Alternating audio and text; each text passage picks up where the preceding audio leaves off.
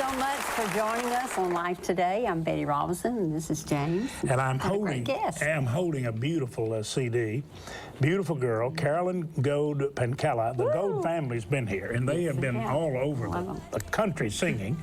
And I mean, they're just a tremendous blessing. And you talk about a family that has been through shock effect, and through those moments in one's life or family where you think we couldn't possibly endure it, or how could we ever survive it and live beyond it.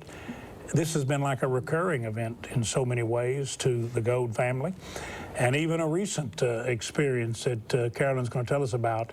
And the title of the CD, Broken and Beautiful, and God really does use broken vessels. So I want you to welcome Carolyn to Life Today. Would you? We're glad to see you. You did well. Glad to have you here.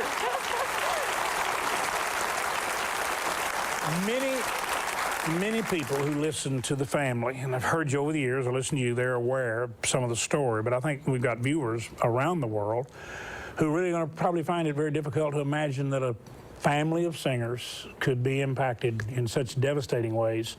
And I want you just, if you would, to sort of let our viewers know a little bit about the Goad experience.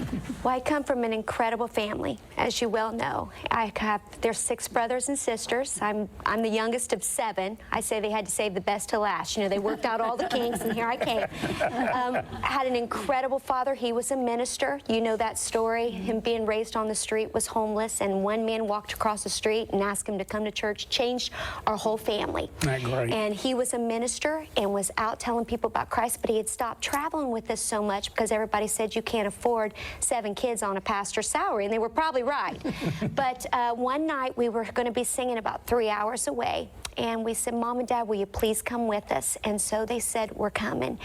And that night, my brother stood on stage and told how God had changed his life. He had been living a double life for a little bit, and how he had rededicated his life. And my mom stood up. She was a shy woman, and she stood, and I still remember I was 6 years old, and I can hear her hand touching the bench because she was so nervous to talk. And she said, I am committed tonight to do more for Christ than I've ever done before. Not knowing that 3 hours later we'd be on our way home. And my brother always did all the driving. But out of respect, my daddy kept saying, please let me drive, please let me drive. And my brother finally said, okay. We were 20 miles from our house.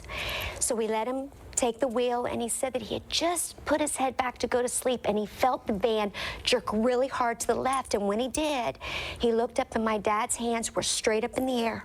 His head was back, his eyes were shut, and so he tried to grab the wheel to get it back, and when it did, it must have hit something else, and it went to the right and hit the berm and began to flip 3.5 times on the interstate. Well, in that accident, my mom, my brother was screaming, get everybody out of the van, get everybody out of the van, because they thought it was going to blow up. And what they thought to be a piece of equipment about 50 yards away, my mom had been thrown from the van and was taken home to be with Jesus instantly. And I was thrown from that van also, and slid on the road, and not to be gory or nothing, but just severe brain trauma. And they took me to one hospital and said, there's nothing we can do for her here. So they whipped me to another hospital, and they said, we're just going to have to see in the morning what happens. And I'm so thankful, you all, that I had a family who wasn't ashamed or too proud in the middle of a hospital to fall down on their knees and ask the King of Kings to come in and touch my body and to heal me. And I had the quickest recovery in that hospital for severe brain trauma. Now, my brothers would say that's probably what's wrong with me today, but... Don't you thank God for that miracle? Your loss is terrible. Good.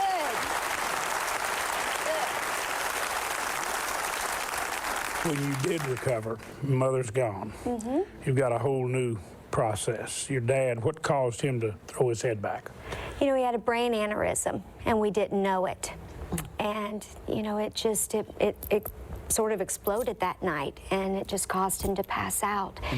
And, you know, you can't explain it, you know. Now, did the older children, and you were injured and you're very young, but did the older children spend an awful lot of time asking why? And did your dad? I mean, how did it impact you as a family right then? Well, our mom was our greatest cheerleader. I mean, she was the glue of our household. Our dad was a strong military man, and our mom was just that loving arm that just loved us kids told us every day, you're ambassadors of Christ. You're going to do something great for God. I mean, she was our cheerleader, that when the rest of the world was saying, oh, you know, you talk too much, she's saying, no, God's given you a gift, we just got to teach you when to use it, you know.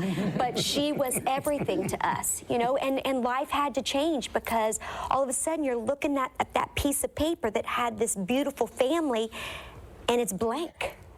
It's gone. That light is gone. The light, it's dark, and you know, it's lonely. You've got to put life all back together again, and it was hard. What a awful tragedy, losing your mom and then your dad having the medical problems he had, which caused the accident.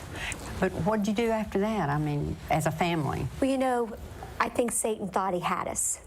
So instead of us getting down, we got back up with a fire like we had never had, because we were going to tell about the grace of God, because we weren't at the mercy of a person with a theory. We had the experience. That's great. We knew the peace that passeth all understanding, because it had come into our lives. So, we were out telling people about Jesus, you know, and putting life back together. It was not easy. It knitted us, it bonded us together.